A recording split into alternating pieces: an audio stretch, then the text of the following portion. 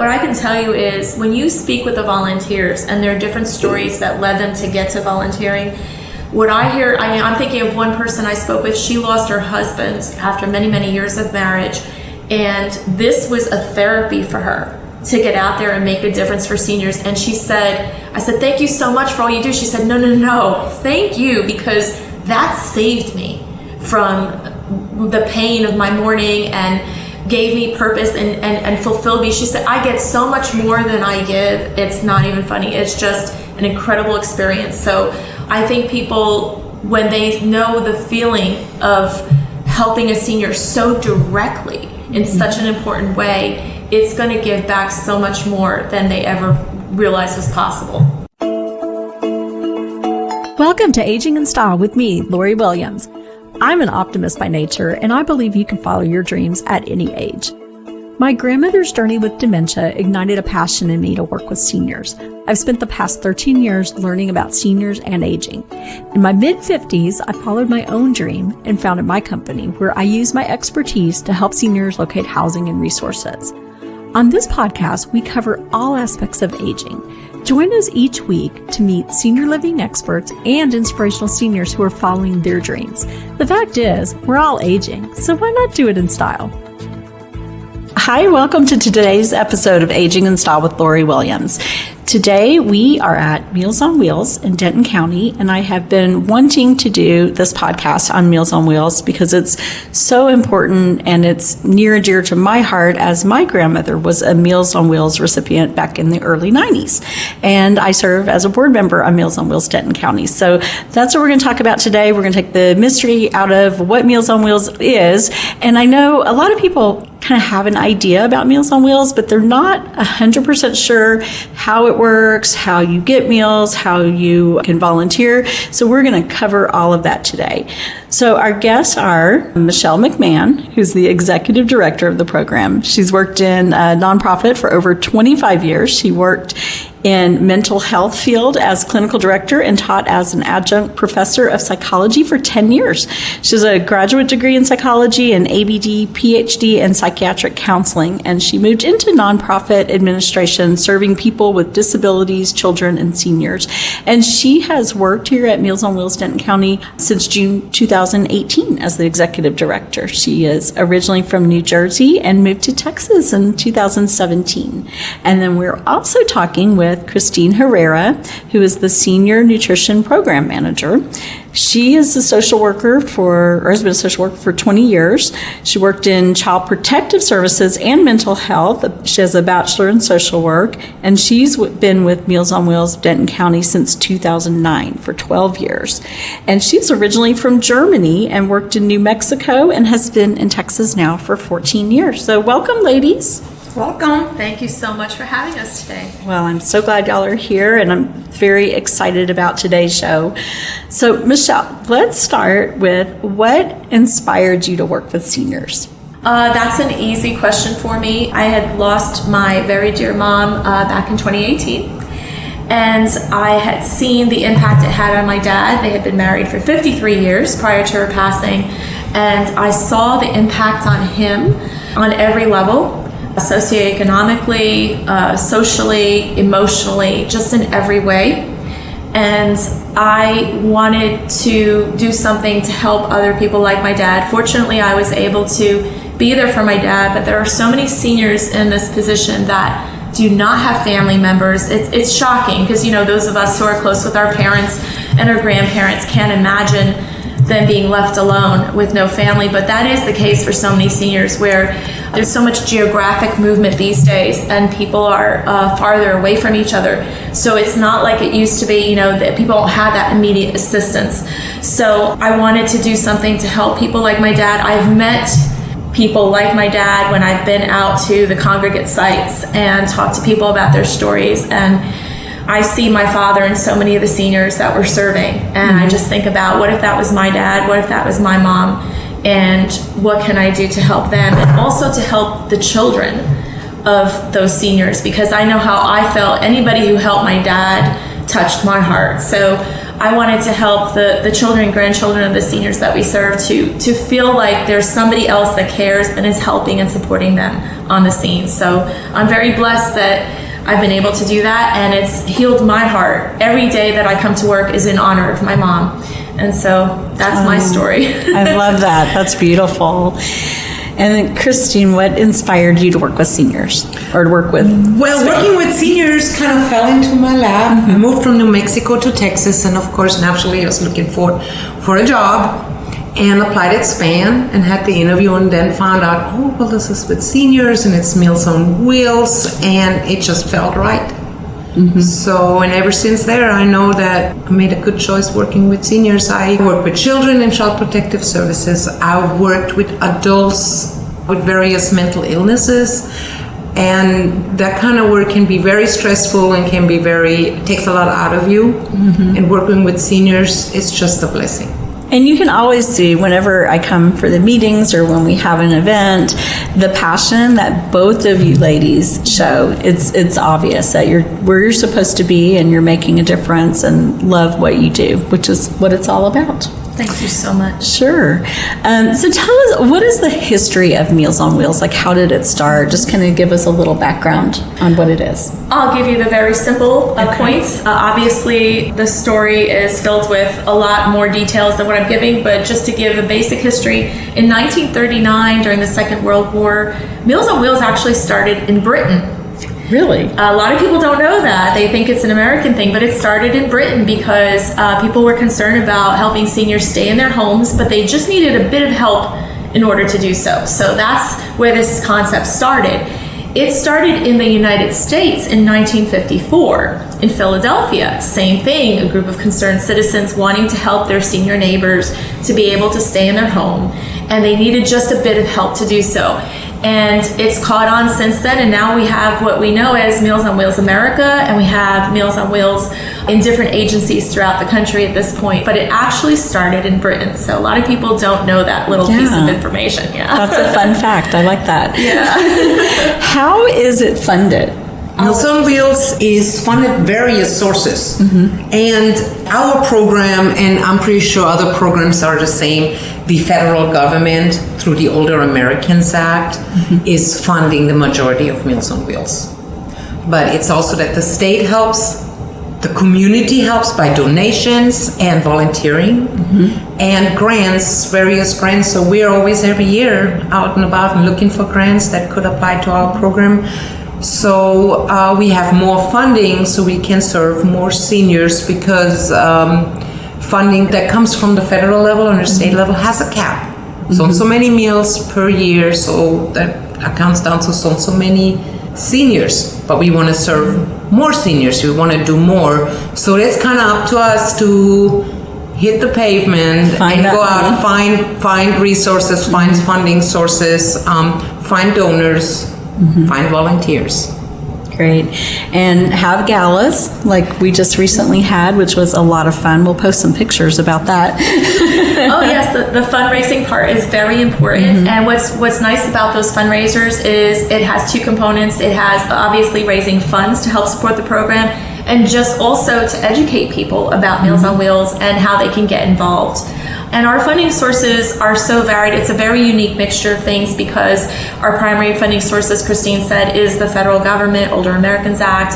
But we have to work hard to supplement that in order to really fulfill the true cost of every meal. And donations are such an important part of it. So that's why it's very important for us to connect to the community and see that they have a role in making sure that we serve our seniors. Yes, and actually right now in November, December, and January, our local Subaru dealer, or the Subaru dealership nationwide, it's called Share the Love. And we do little things just to earn shares, and then we get a share of proceeds that they make selling cars. So that's actually what we're working on right now. So it's kind of interesting, the different things that we dabble in to increase our funding. Yeah, that's great. Is it funded, or is Meals on Wheels, is it different state to state, or is it pretty much the same? I think it is pretty much the same state to state. because I do remember when I was still living in New Mexico, they had Meals on Wheels program. I don't know how they were funded, but I am pretty sure they were funded just like us. Okay. But I seen them delivering Monday through Friday a lunch to their seniors. So I think in a nutshell, I think we're all the same. Yeah, the Older Americans Act is a federally funded program. So across the United States, they're funding the basic concept of Meals on Wheels, the home delivered meals. And then, of course, some agencies offer the Congregate meals, which is offering meals at sites like senior centers, for example, where people can come together and socialize and share a meal together. So those are the two main ways that Meals on Wheels serves the community. And nonprofits take on the Meals on Wheels program, and they might implement it a little bit differently, but the basics of the program is the same. Helping seniors live in their home, volunteers serve the meal, the daily check-in, all the basic components are the same. And Meals on Wheels America, if you check out their website, they describe the basics of what it is, and that's something that's implemented pretty consistently across the board. But in terms of how people get their funding and how people reach out to the community, that is varied according to whatever agencies deliver those services. Okay, great. So if you're a senior or you have a senior loved one and you feel like they need Meals on Wheels, that this would benefit their life, how do they qualify? Well, here in Denton or in the state of Texas, they have to be 60 and older, and that's actually through the Older American Act. They have to be homebound, which means that they just cannot just hop in their car and go to the grocery store, but we still consider a senior homebound. Even if you would come and pick up your dad, he's still homebound because he needs your assistance to go places, to the doctors or to the store. They have to live by themselves or have nobody coming to the home that can provide for them. But that's also a gray area. Seniors could be living with somebody that is really not providing for them. So that's why we have social workers, caseworkers that go, once a referral is made, they will go out and do an assessment on our seniors. And that's when they see the home, and that's when they can see the circumstances. And our world is not black and white, and our seniors' lives are not black and white. We get to know the seniors before we decide to qualify them or not.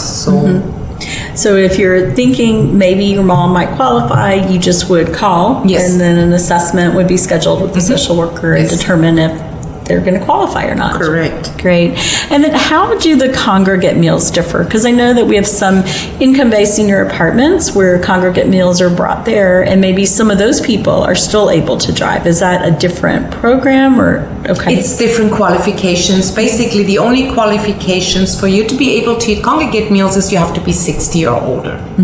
So once you reach the 60-mile mark, you are ready to eat Congregate meals. And we serve Congregate meals at senior centers. And in the past, it was only senior centers.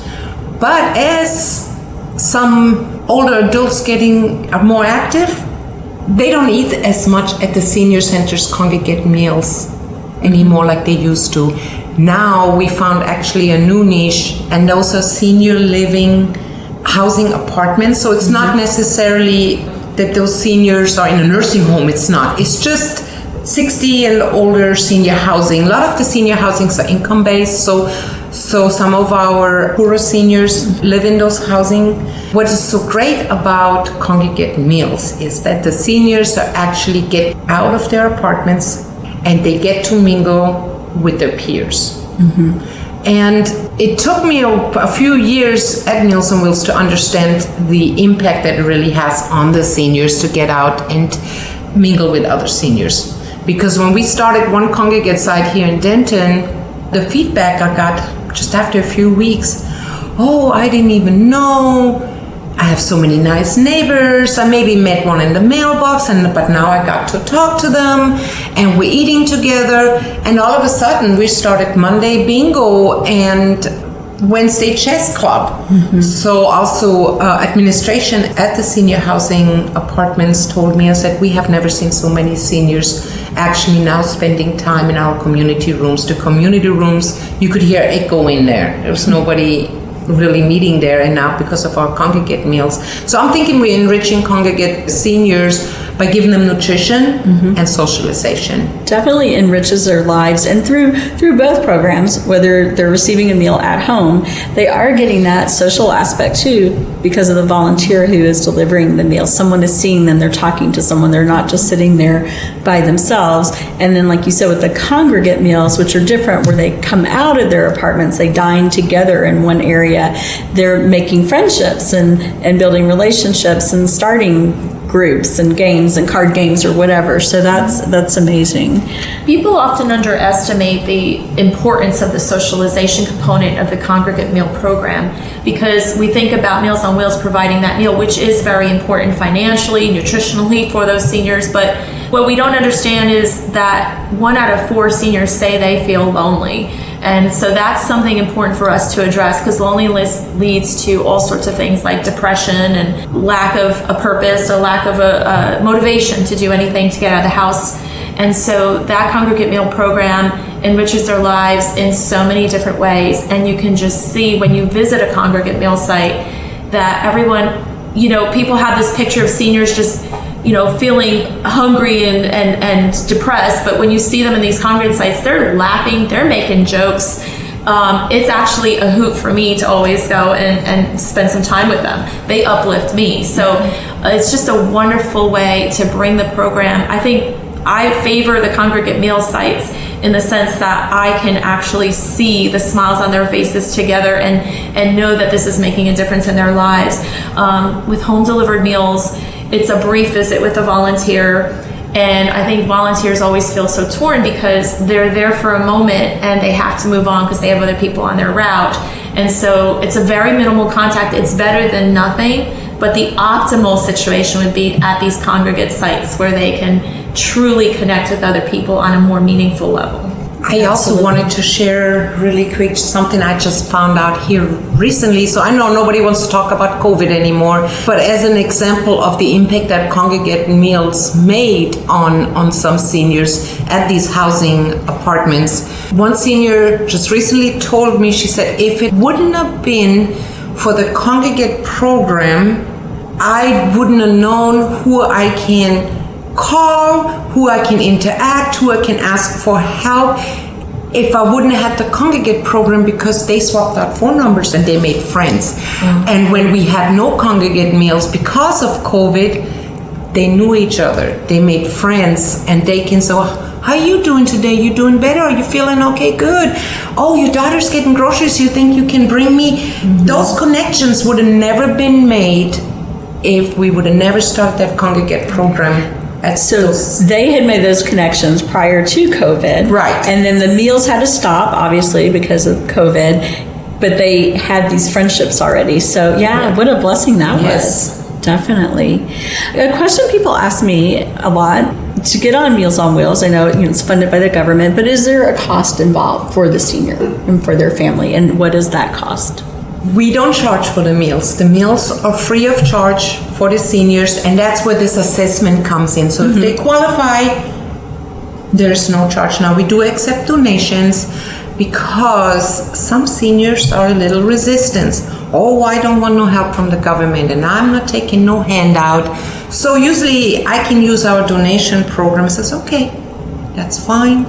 Once a month, you're going to get your menu and you're going to get a donation envelope, and the suggested donation per meal is $2. So if you want to give, that's fine. If you can't, that's fine too. But it helps some really proud seniors to go ahead and accept our help. That's wonderful. How often are meals received? How are they delivered? They're delivered daily, Monday through Friday, and at our program we deliver between 10:30 and 12.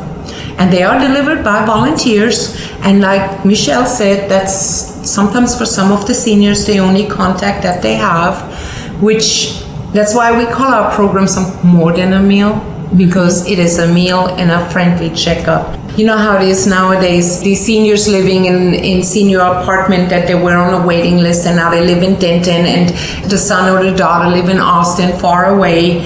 So we give them also peace of mind, because we're checking in on mom and dad. And if our volunteers see a change in the senior, they will call us, and we have their contact information in our file, and we will call the daughter in Austin and say somebody needs to check on mom because she seems really depressed, or she looks like she lost a lot of weight. Something is going on, because our seniors, they're so proud. They don't want to call their kids for help. Oh, they're busy, and they are I don't want to bother them. Oh, she's just going to worry about, I'll be fine.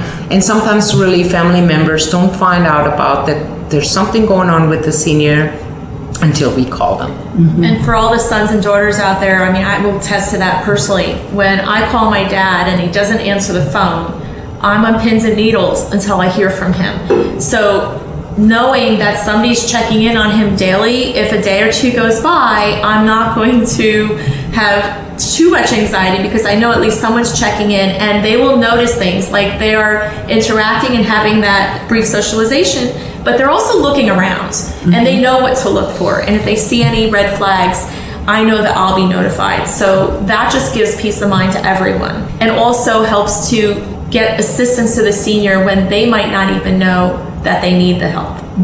Absolutely. What's actually included in a meal? Well, it's a protein. May it be chicken, may it be pork that day. We have a different meal every day, every month. We have a side, which is some sort of starch, potatoes, pasta. Then we have a vegetable, whatever's on the menu. And then this comes with a piece of bread or a roll and a dessert.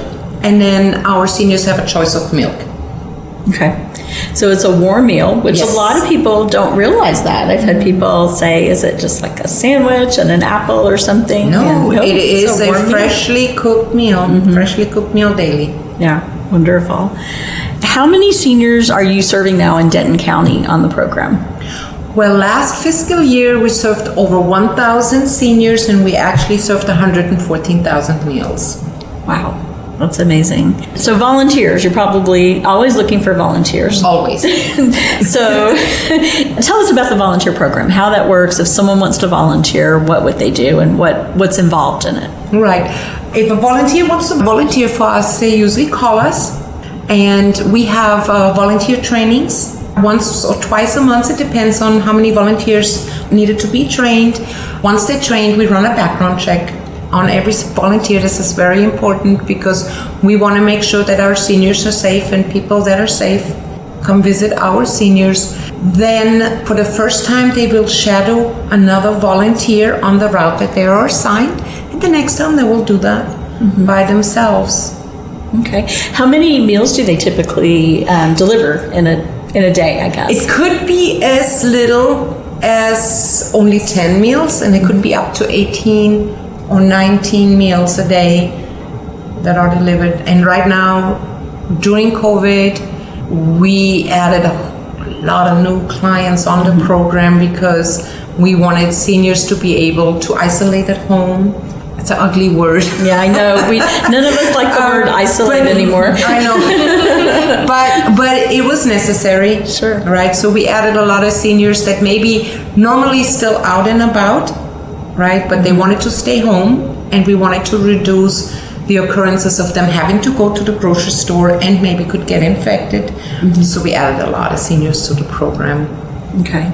And if someone's interested in volunteering, and we'll put the information, who to contact, Yes. but they would just contact Meals on Wheels Denton County, talk to someone and get the paperwork and everything and see if there's a route available. It's a very informal and fast process. Is it? Okay. Yeah. Very good. If I can add a note on just Absolutely. volunteering, because it seems a bit intimidating to volunteer for such a program. But what I can tell you is when you speak with the volunteers and there are different stories that led them to get to volunteering, what I hear, I mean, I'm thinking of one person I spoke with. She lost her husband after many, many years of marriage. And this was a therapy for her to get out there and make a difference for seniors. And she said, I said, thank you so much for all you do. She said, no, thank you, because that saved me from the pain of my mourning and gave me purpose and fulfilled me. She said, I get so much more than I give. It's not even funny. It's just an incredible experience. So I think people, when they know the feeling of helping a senior so directly in such an important way, it's going to give back so much more than they ever realized was possible. And definitely something a senior can do. Do you have a lot of seniors who volunteer to do Meals on Wheels to deliver? You'd be surprised. Most of our volunteers are seniors or older adults, right? A lot of people can't wait to go into retirement, and then they're finally in retirement for a couple months, and then they're like, oh, this is boring. Yeah. So they start volunteering for us, gives them purpose, gets them out of the house. So yeah, most of our volunteers are actually older adults and seniors. That's great, because that is actually something we talk on the podcast a lot about, is having purpose at any age, no matter what your age is, and what a wonderful way to give back and help others. There's another program which is not funded by the government, and this is just something here in Denton County, which I absolutely love, and I want you to tell us about the program, but it's called Senior Pause. Senior Pause, and we started this many years ago when we went out to one of our seniors' homes to do the annual reassessment. I saw our food trays on the floor, and I was like, why are they on the floor? That house is not that messy. So I couldn't help myself. I had to ask. And she goes, oh no, I share my meal with, I don't remember the dog's name, but her little dog. I was like, really? She says, yeah, I can't get the dog food to my house. Well, it just makes sense if you think about it now. We are serving seniors that are homebound, that can't get out, they can't cook for themselves no more. How are they going to get the dog and cat food? Yeah. It's very heavy. Yeah, very heavy. Anybody. Yeah. Yes. And afford it, too. Yes, so we went back to the office and we actually talked to our board of directors during that time and said, there has to be something we can do. First of all, animals don't need to eat food that is meant for human consumption, and we want our seniors to eat their whole meal, because that might be the only meal they have all day, as sad as it sounds. So that's when Senior Pause was born. So Senior Pause, every third Saturday of the month, we deliver dog and cat food to our seniors that are also receiving home delivered meals. Now, this program has no federal, state, any government money. So we've been so fortunate to get donations from the community. They bring us the dog food, they bring us the cat food, or they bring us a check and say, buy what you need. And that's what we have been doing for the last 14, 15 years now. That's wonderful. It's a labor of love. Yeah. Everybody here loves animals. I talked about the loneliness that's a senior's experience. And for all the pet lovers out there, you're going to understand firsthand. Dogs and cats, they give us so much love, so much companionship. And of course, we want to support the animals that are supporting the seniors and ensuring that the seniors get the nutrition in their own meals, of course, and that the animals get the pet food that is better for them as well. And the outpouring from the community is amazing because, again, we cannot emphasize enough, there is no funding for this program. It's donation and volunteer based. And even us here at Meals on Wheels of Denton County, we do this out of a pure love for the purpose and the mission of Senior Pause, and we are so happy to do it. It makes a difference, and that's what keeps us going. I'm hoping at some point we're able to find more funding for this program on a regular, consistent basis, but right now we're just relying on the community, and they've been coming through for us. Yeah, absolutely. And we actually have a fundraiser that's about to start over Christmas. So December 1st, it's going to be starting, and we're calling it Santa Pause, a Santa for a senior pet. And a list, and we're going to put all this information out there, but the items that you need, yes. if you want to tell us, I know it's unopened, it's new dog and cat food bags, but what size? Because they can't be too big or too heavy. Yes, usually we prefer 6 or 10 pound bags because, like we mentioned earlier, some of our volunteers are seniors and we don't want them to have to try to get a 30-pound bag of dog food into their car. And also it's easier to divvy it up because some of our seniors have 2 cats or 3 cats, so it's easier to do the math on what we want to bring. It's easier to store. Also, since the holiday season is coming up, we also like to give them a little bit extra besides the food. So treats and bowls and maybe some dog and cat toys, leashes, dog bedding. or gift cards to Petco, to a vet or a groomer. And when I just said vets, we're really hoping and we're striving and we're working hard on. We really, not just the Senior Pass program that we deliver food to the seniors, we really would like to connect with some veterinarian services. So, because you can't get out and get the food, you can't get out to get the shots or the health care that you need for your pets. And I know, just read about mobile veterinarian That's what I was just thinking. Would be so lovely if we could just connect with one of them and they would help with our seniors and we could get donations to fund that. That would be so awesome. It's the next step for our program. And make sure their animals are staying healthy, because they can come directly to them and hopefully donate that service as well. So. And food cost is enough, but veterinarian costs are astronomical. For any pet lover, we know that firsthand. So any help with that, because food is just the minimal that we're doing, but there's so much more we can do. And gift cards, we'll take any types of donations on that list, but the beauty of the gift cards is, if our pet food shed is full at the moment, we have gift cards that we can use to replenish that supply when we need it, because there are months that we do run low, and it would be nice to have those gift cards to rely on that are there, because we do have a limit to what we can fit in the shed. We love when it's full, but we would love the insurance for those months where it's not so full, that we can access those gift cards. So that's why that would be a really preferred donation if possible. And it's something we could also give directly to the seniors so they can purchase something as they need from the pet store. Okay. Yeah, no, that sounds great. Probably even Amazon gift cards would be good too. Sure, absolutely. They can deliver right to you. Oh my goodness, absolutely. How convenient that is. We want to provide as much assistance to the seniors so they don't have to leave the house and go make that trip. So Amazon is beautiful in that way. Yeah. Perfect. So I always like to, as we end the discussion, talk about inspirational seniors in your life. So who wants to start first and share their most inspirational senior? I mentioned my dad. My mom is definitely as much as an inspiration as my dad. I do this every day for her. Yeah.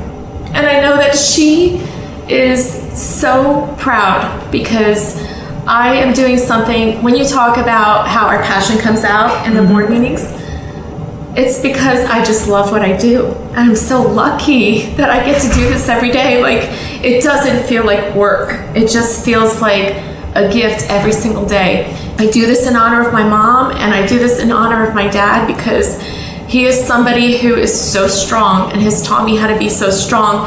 And he's one of those seniors that we talk about, too proud to ask for help, not even from me, especially not from his daughter.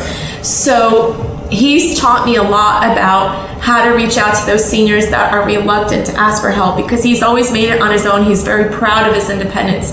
And he's taught me so much, and those lessons I will have for the rest of my life. And every day I take what I learned from him and I apply it towards just being a better person and being better at serving the community. So my parents have taught me so much, and they are in my heart every single day. And it's so obvious your passion shines through. Thank you. Absolutely. Well, when I started at SPAN, I started actually with volunteer work. Working with the volunteers was my first job. And I will never forget, 2 volunteers, a husband and wife, in their mid-90s, running a route every week, sometimes twice a week, because you could always count on them. Wow. He would drive, and she goes to the door. And I asked him one time, I said, "You're 94, but why are you?" And they're just like, "Well, gives us purpose, and we are blessed that we are still out and about, and we are still physically able to do this, and we want to do this as long as we are physically able to do that," because they're in their 90s, and now they see seniors that are very sick and not mobile and can't get around anymore in their late 60s, early 70s. Right? I just thought to myself, and I'm only in my 50s, but I thought to myself, oh my God, I want to be 94, 95 and still in that shape and still helping and being able to give back Yeah. So that is an inspiration to me. That's amazing. Age. That's it's a goal. amazing, That's a goal right? for me too. Yes. Same here. I love that. Oh, those are wonderful stories. Okay, so now how can people, our listeners out there, how can they contact you to volunteer, to donate, or just see if they qualify for Meals on Wheels? Is there a number they should call, go on the website? Which is the best way? All of the above. All of the above, absolutely. We try to give a lot of avenues for people to reach out to us. But, unlike a lot of places where you call and you don't get connected to a person, you can get connected to a real person here. So you can do it the old-fashioned way, pick up the phone and call us at I can give the number. Sure. 940-382-2224. And just dial into Meals on Wheels, or you can go on the website www.mowdc.org. That stands for Meals on Wheels, Denton County. Great. And we will put all this information out there too. And you can also find it on my website, which is loriwilliams-seniorservices.com. But I want to thank you both for doing this. I've wanted to do this for a while, and I think it's been a lot of fun to share this information. Thank you. You're welcome. Is there anything else y'all want to leave us with? Well, I just hope. Call us. We need volunteers. Mm-hmm. Like I said earlier, we added a lot of new seniors, which means consequently we need more volunteers. So please, if you have an hour, it only takes an hour a week. Yeah, that's a good point. It's not like you're spending, 5 hours a day or something. Some people do it at their lunch breaks. Oh, wow. Yeah. So call us, please, and help us so we can grow the program. We can serve more seniors, because without our volunteers, all this wouldn't be possible. They're the backbone of the program. And the donations, of course, make it possible as well. So a lot of people want to give of their time. Some people want to give of their money. There's many ways to help and to give. And even if you just want to learn more about what we do, without making any promises, you can come in. We would love to tell you more about what we do and share with the community. And even if you just learn a little bit about some of the issues that are out there, part of our mission is to educate people about what the actual state of our seniors is in Denton County. So we're just happy to share information as well as anything else. Okay, excellent. Thank you both for being guests. I appreciate it. Thank you. All right. Thanks, guys. We'll see you next week. Bye-bye.